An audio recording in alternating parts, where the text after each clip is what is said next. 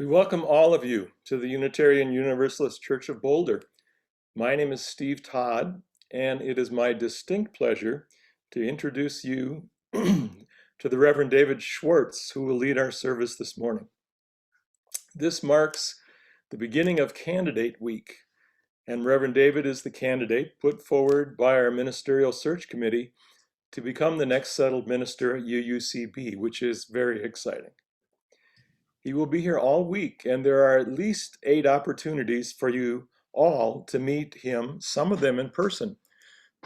So if you go to our website, and the link to that is in the chat, and click on the top menu under Ministerial Search, you'll be led to the schedule and the opportunities to sign up and all the rest, as well as a bio for David. He will again lead worship next Sunday, followed at noon by a meeting on Zoom of the members of the congregation to vote to call him as our minister.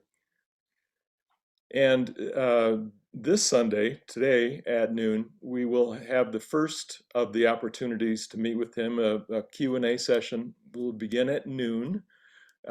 This meeting will end, and you'll have to sign back in on the same link that you used to get here. And we hope to see you all back at 12 o'clock. If you are new or newish with us today, what great timing you have. Please email our office manager, Amy Zen, and let us know that you found us, and you will find her email in the Zoom chat. Our church website has a great deal of information about the church and activities, and you can find that same place. Now, please ensure that your microphones remain muted and join us for worship.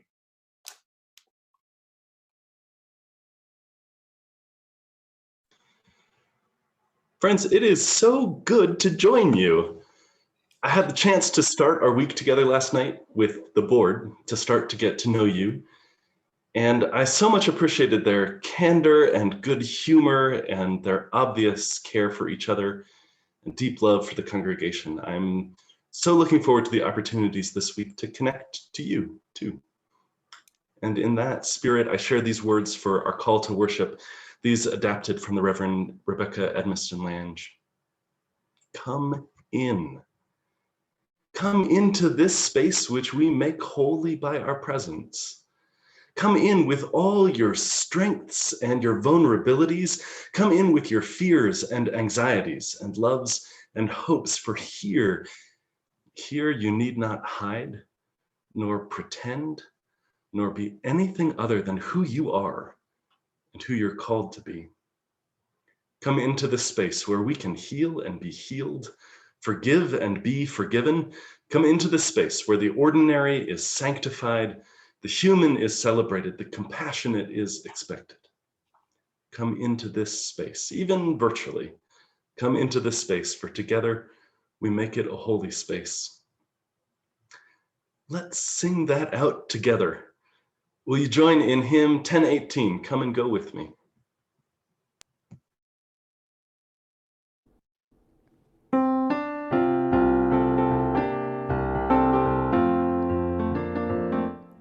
Come and go with me to that land.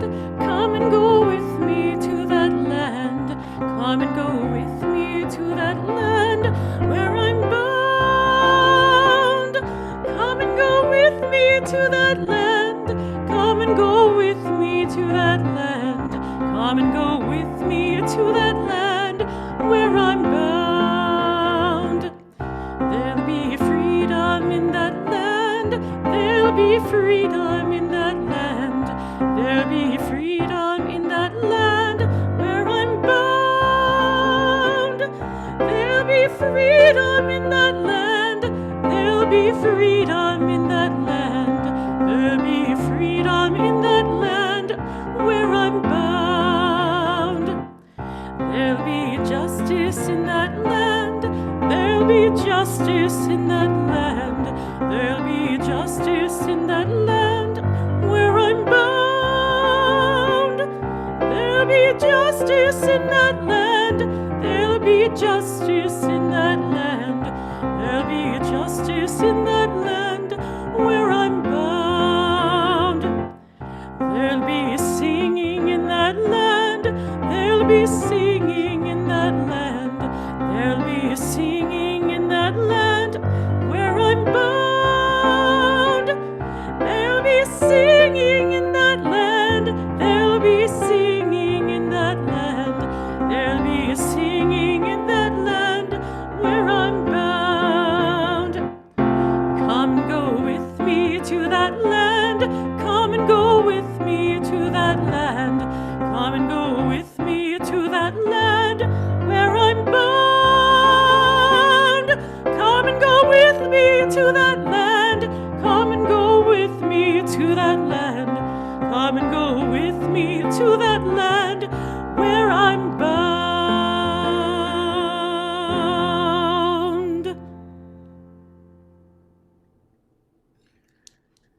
If you have a personal chalice,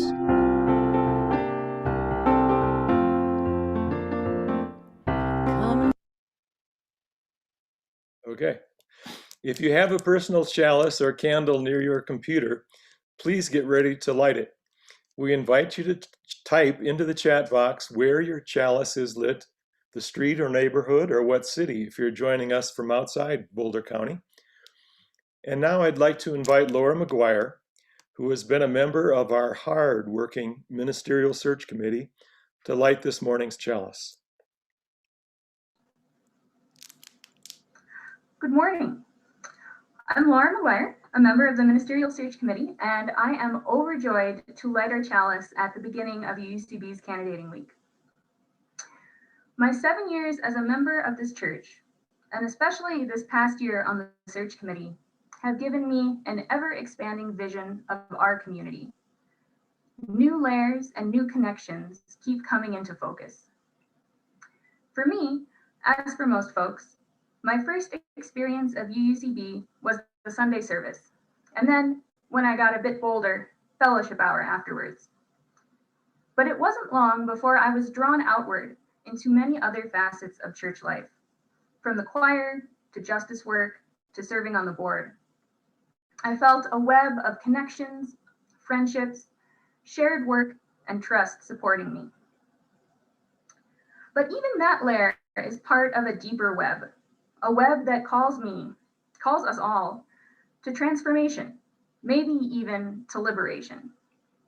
UUCB at its best beckons me to live in a way that's true to my values, even when it's difficult, to change and grow and constantly examine my own fundamental assumptions, to follow my heart as well as my head, to commit to the lifelong work of healing from white supremacy culture and other oppressions, to throw myself wholeheartedly into building beloved community with all the mistakes and the beauty inherent in that journey. At its core, what UUCB has given me is nothing less than an invitation into a new way of life. I don't know exactly where this path will take me, but I know there's no going back. And in the end, that's my vision for the future of our community, too, that we can be a web transforming every life we touch. It is amazing to be here together now, on the brink of a step that can bring us closer to that vision. So I light this chalice in gratitude for all our church has been, for all we are now, and in joyful hope for all we can become.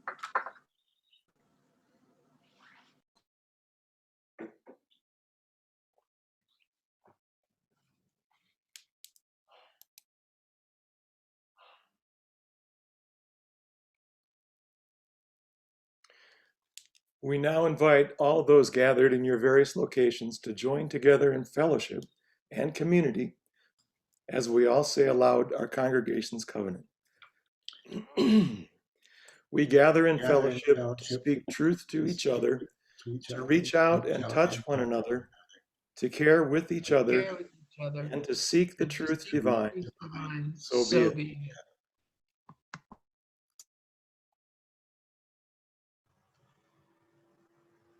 In this connection with each other and with all of life, I invite you to pause in this moment, to tune in to your own joys and concerns and sorrows, and to take a moment to breathe, to settle yourself into this moment, and to look inward, to ask, what is on your mind and your heart today? In the quiet of your own thoughts, I'll invite you to lift up everything that weighs on you, grief, worry, and pain. Whatever it is, call it to mind and face it. You're not in this alone. We'll hold it and each other in silence for a moment.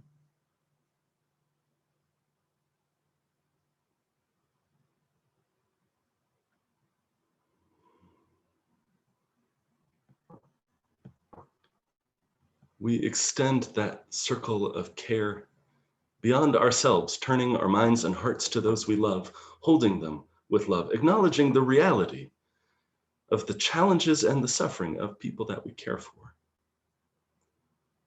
I invite you now to share your concerns in the chat box for yourself, for each other, for our world. I'll name a few of them as you do.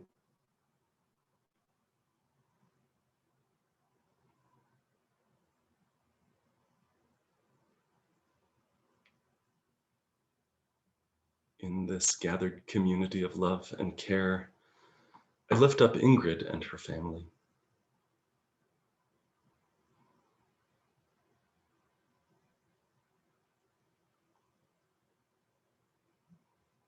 We lift up the opportunity for new connections, for relationships and connections and lives coming to an end and those just beginning.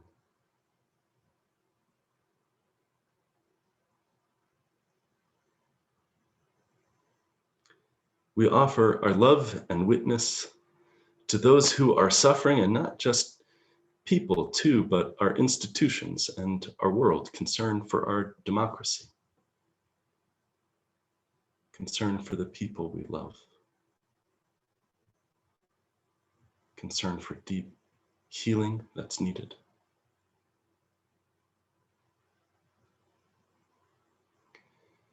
We lift up gratitude for those opportunities just beginning to come back to us again.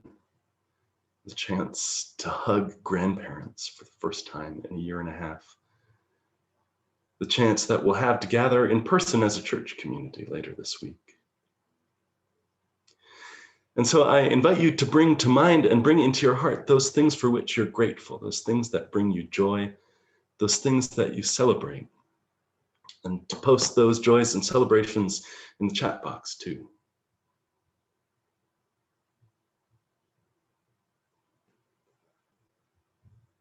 Joy to be back together with family again.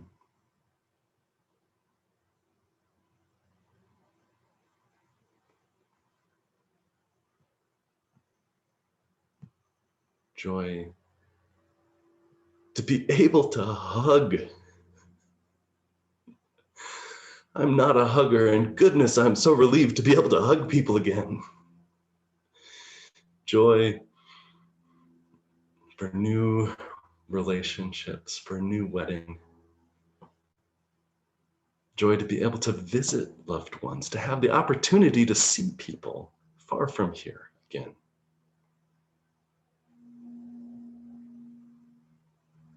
Joy for the world around us, this greening life outside our windows. For all these blessings, for all these things that come into our lives as gifts unearned, and for all those concerns, the people we love suffering, and everything that remains silently on our hearts, we hold this compassionate space with love.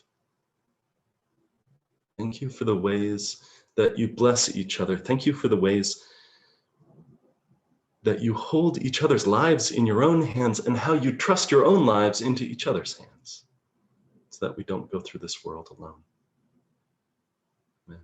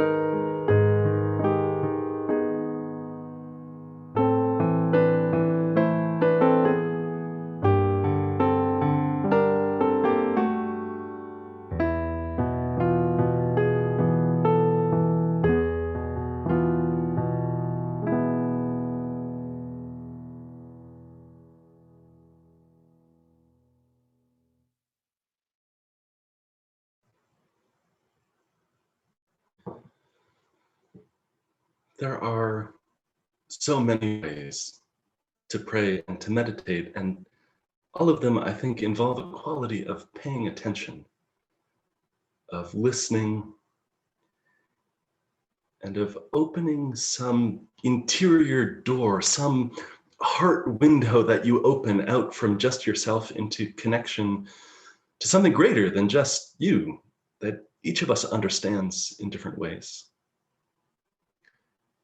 So I invite you to settle yourself into this moment, to be here now, and let's begin by taking a breath together, slow.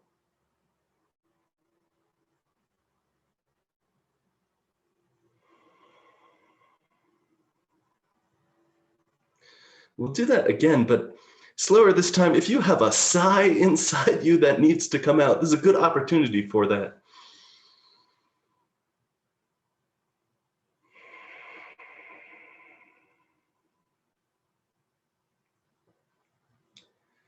Spirit of life and love, known by many names and experienced in different ways, that which we call God and Spirit and holy and just simply life itself, the thisness and suchness of the world around us. In this moment, we tune our hearts and turn our attention to you, to this. We arrive in this moment, a people carrying with us all the hopes and the worries of our day, all that baggage that we carry with us always. And our hope is to set it down just for a moment, not to forget it, not to run from it, but to remember that we're not in this alone. The world isn't carried only on our individual shoulders, nor are our individual lives just our own business. But our hope and our prayer is to trust ourselves into each other's hands today. And to remember that we're not here just for ourselves alone, but in service of each other and of a world that is larger and richer and vaster than any one of us. And a world that's hurting. A country, the state, and the city that's hurting and in need of healing. We remember this morning that that isn't our work to do alone, and it isn't our work to do completely, but that the work of healing has been passed into our hands, along with countless others, and we attend to it. In that sense of the complexity and the completeness, the fullness of life for each of us and for all of us together, our intention is to be a people of hope who don't run from the world or stop facing reality, but hand in hand, journey through it together. Amen.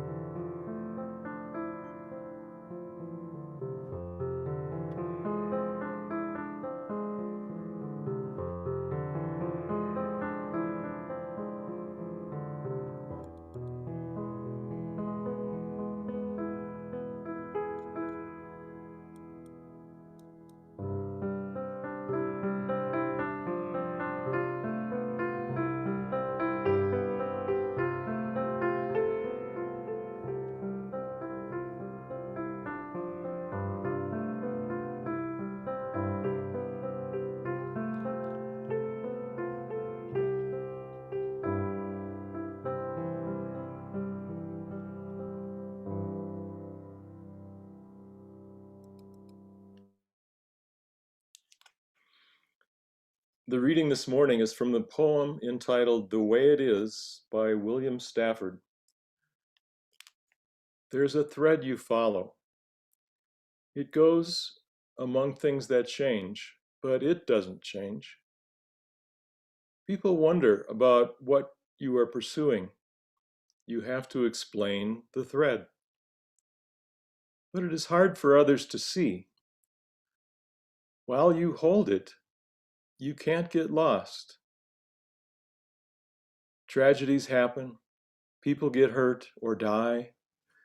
You suffer and get old. Nothing you do can stop time's unfolding. You don't ever let go of the thread. Here ends the reading.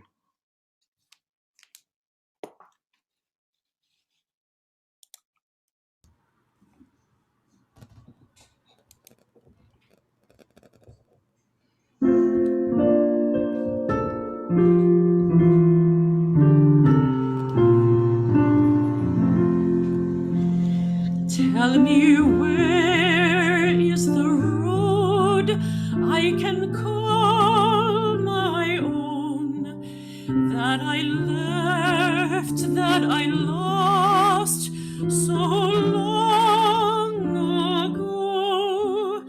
All these years I have wandered, oh, when will I know?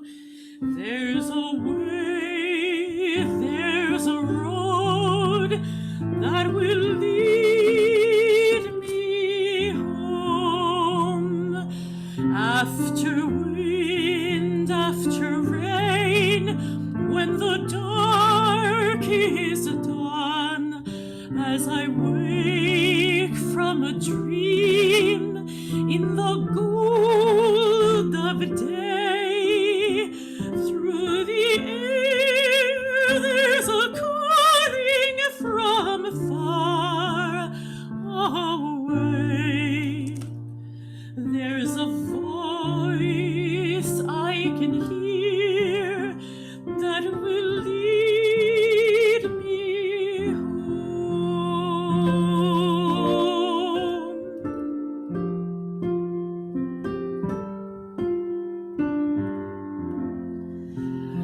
Rise up, follow me, come away is the call, with love in your heart as the only song. There is no such beauty as where you belong. Rise up, follow me, I will lead you home.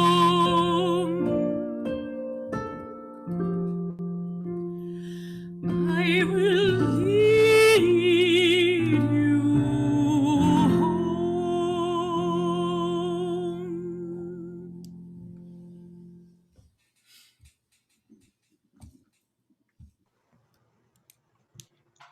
Thank you so much, Deborah.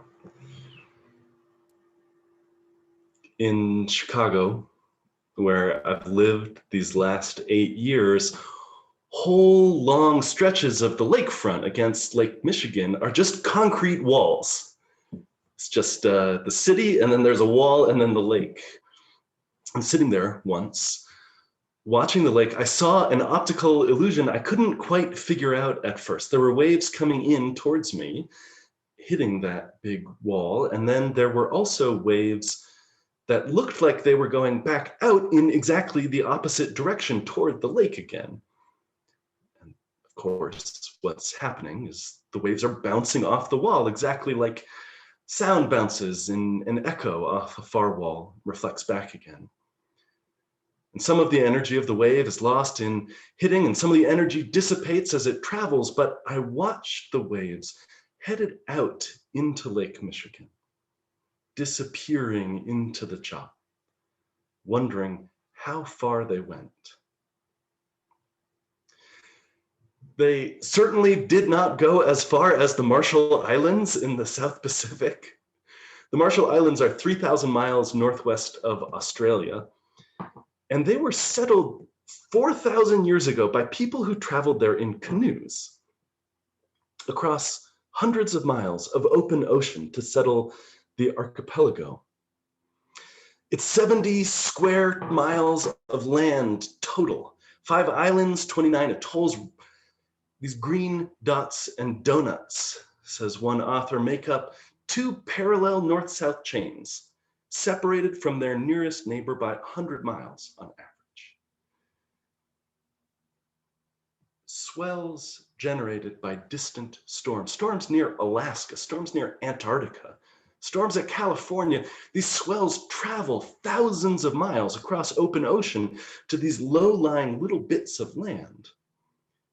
And when they hit, part of their energy is reflected back out to sea again, just exactly like I watched the waves bouncing off the wall in Chicago.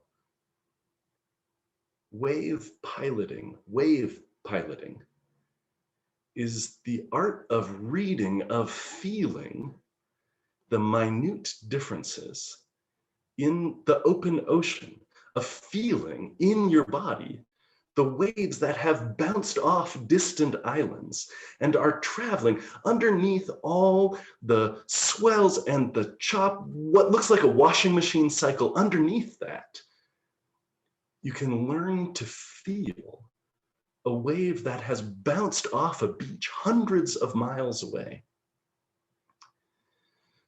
To a rimetto, a person of the sea in Marshallese, they can determine where the solid ground is and how far off it lies long before it becomes visible.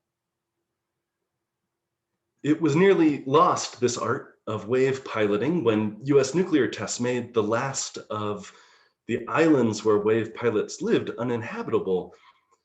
But one tells the story of learning as a child. His grandfather put him in a canoe, blindfolded, lying on his back. And in the center of the atoll, this sort of shallow space ringed where there are still waves coming in and these different motions, he would drag him around in the canoe to different parts of the atoll blindfolded to experience how the feeling in his body changed with the movement of the waves. And slowly in the reef, he learned how to feel this.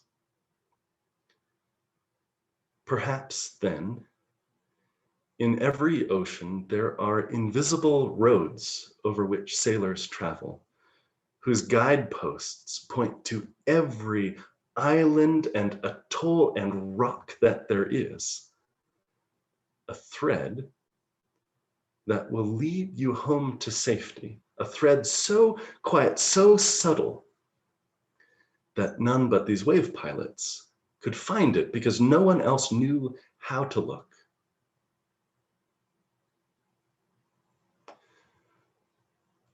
When I finished divinity school in Boston in 2006, in what feels like a lifetime ago, we moved out to Minnesota. Terry and I, my wife, Reverend Terry, she to do her internship at Unity Unitarian in St. Paul. And I went to work at Target's headquarters doing learning and development for income, for health insurance, for experience. It was intended to be a placeholder job. We were absolutely certain we would be in Minnesota no more than 2 years. And 7 years later, with 2 kids, we moved to Chicago. That's a different story. My destination was clear, though, when we arrived there. I knew, walking in on my very first day, that I'd be off to my own internship soon, moving towards ministry.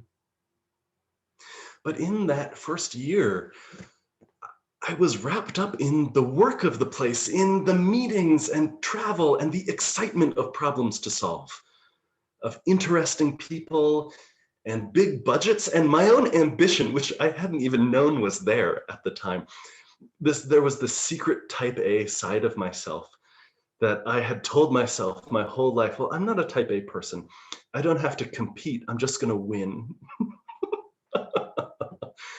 But I think that's what type A is. In any case, the work was full and busy, and there was always one more project and one more deadline. If you play computer games, if you've ever gotten hooked into one of these phone, games, you know about leveling up, that inside the game, there's one more item to collect, there's one more quest to solve, one more Pokemon to catch, one more level to beat, and chasing that, you fall into the game. My destination, ministry, this, being here today with you, was still there, but obscured by a sort of a whiteout, a storm of busy meeting schedules and deadlines and project planning and spreadsheets. And there I was, 15 years ago, incredibly lucky to know what I wanted to be when I grew up, and discovering firsthand how quickly the blizzard of the world can obscure you from seeing that road. And to be clear, I'm not saying you can't work a job and make a buck and keep your soul. I'm saying for me, in that moment, what was happening was a distance growing between my insides and my outsides. My soul was disappearing under my role. Chances are you know that feeling too. I was walking to the bus after work on a spring afternoon. I was watching the ground at my feet, earbuds in, and I heard a song I'd heard 100 times before. But at that moment, it struck me different. It came like a call, a remembering all at once of the gap between my inner life and my outer life, which is not about a call to ministry. This is not a story about me. This is not a call for some of us. This is a call to all of us to live undivided. A call not to separate self from soul in the swirling storm of the world. And I think you've had those experiences too, maybe in earth-shaking encounters with the holy on mountaintops, and maybe in a bit of music or word of poetry, or something said by a dear friend, maybe in prayer or meditation or the garden, maybe with your kids, maybe lighting candles and marching in the street. You have been called home to yourself, to your soul, time and time again in this life. You've found the wave underneath all the other waves of the world. In her chalice lighting, Laura said, at its core, what this congregation has given me is nothing less than an opening into a new way of life.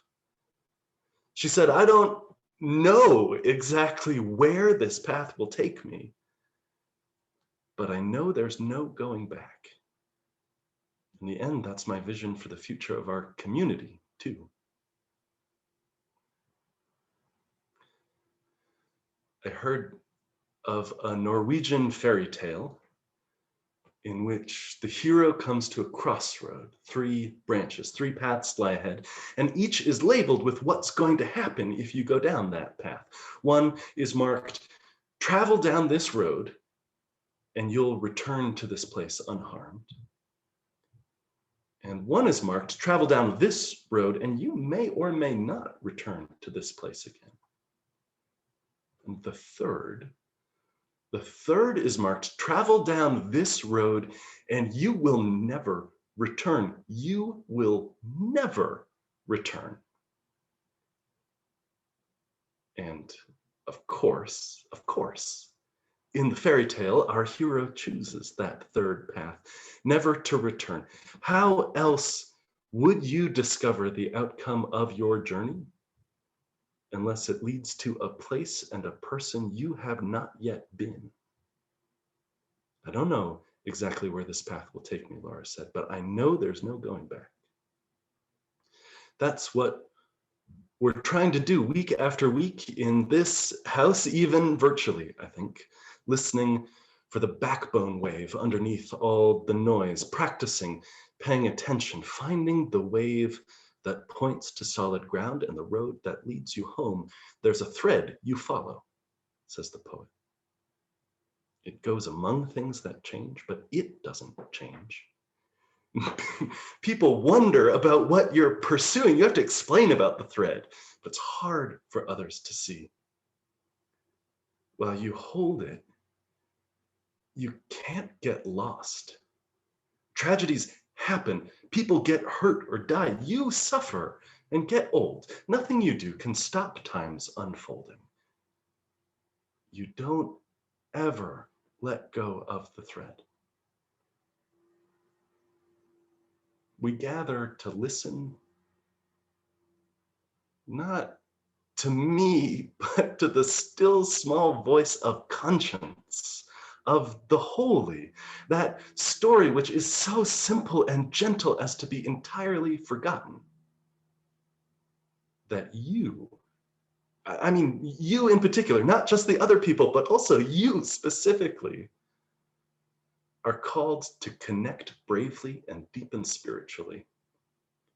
You specifically are invited to embody justice and to always love.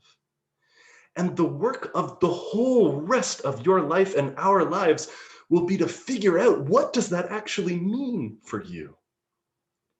And then to choose to do it over and over again. Choose to be led by love. Will we listen with our whole bodies, as if we were blindfolded on our back in a canoe? Will we listen with every bit of ourselves and feel with our spirits for the wave hidden among the noise of the world, the one which points the way to safe harbor? That's what I come to church to do. And I think you too. And it is a joy to journey together in a community of people seeking and following that thread. Amen.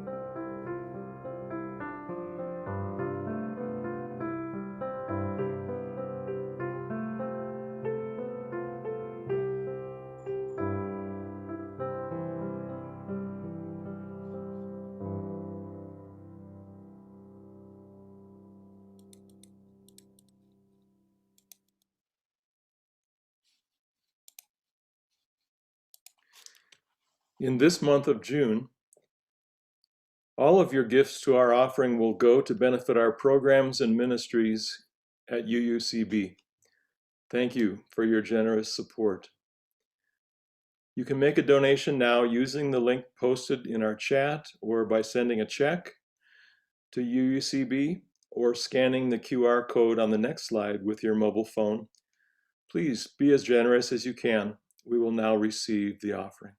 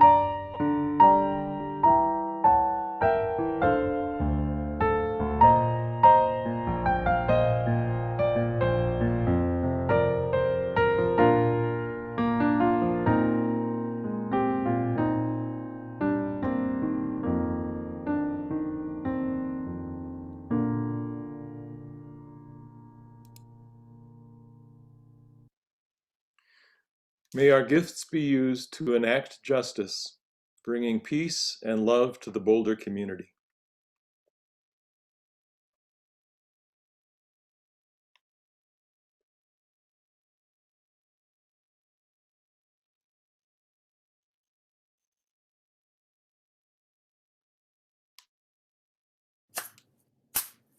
You gotta put one foot in front of the other and lead with love. Put one foot in front of the other and lead with love. You gotta put one foot in front of the other and lead with love. Put one foot in front of the other and lead with love. Don't give up hope. Don't give up hope. You're not alone. You're not alone. Don't you give up. Don't you give up. Keep moving on. Keep moving on. You gotta put one foot in front of the other and lead with love. Put one foot in front of the other and lead with love. You gotta put one foot in front of the other and lead with love. Put one foot in front of the other and lead with love. Lift up your eyes. Lift up your eyes. Don't you despair. Don't you despair. Look up ahead. Look up ahead. The path is there. The path is there.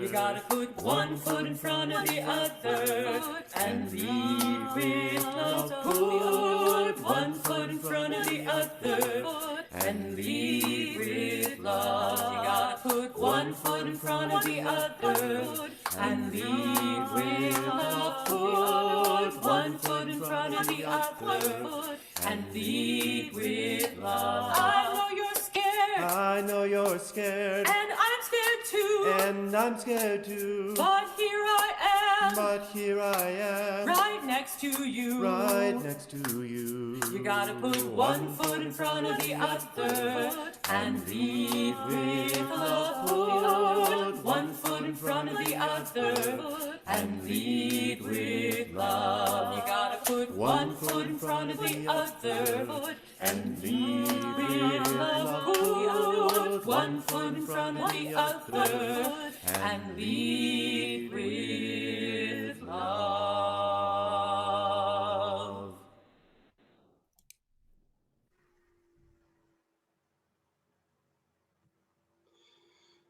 You put one foot in front of the other and lead with love. The philosopher Soren Kierkegaard says people have an idea that the preacher is an actor on stage, and they are critics blaming or praising him. But what they don't know is that the preacher is merely the prompter standing in the wings, reminding them of their lost lines. Friends, our worship comes to an end and our service to the world begins again. Go out and be a blessing. Amen.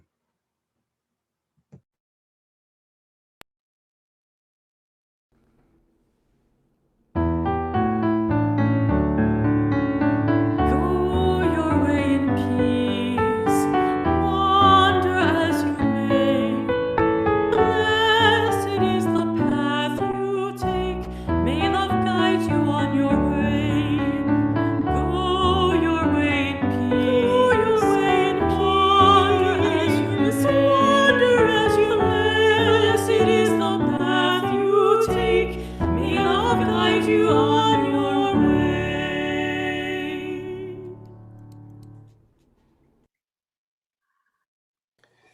We invite you to stay with us in our Zoom rooms for a time of online fellowship and discussion. Now, we thought we were going to have to limit that today to just one session, but our service was conducted very efficiently, and so we have time for two. We will be ending at 11:45, and again, please come back at 12 o'clock for a Q&A with Reverend David. Forgot to mention at the beginning that on Saturday, one of the events, the last event with him prior to next Sunday service, is a church picnic. And the COVID rules for that are that we can't share food, so bring your own picnic basket and join with all the rest of us to celebrate this week. Now, Fred and Barb will give you the usual fine instructions about our breakout rooms. I'm Barb Richards. David, welcome to Colorado to you and your family.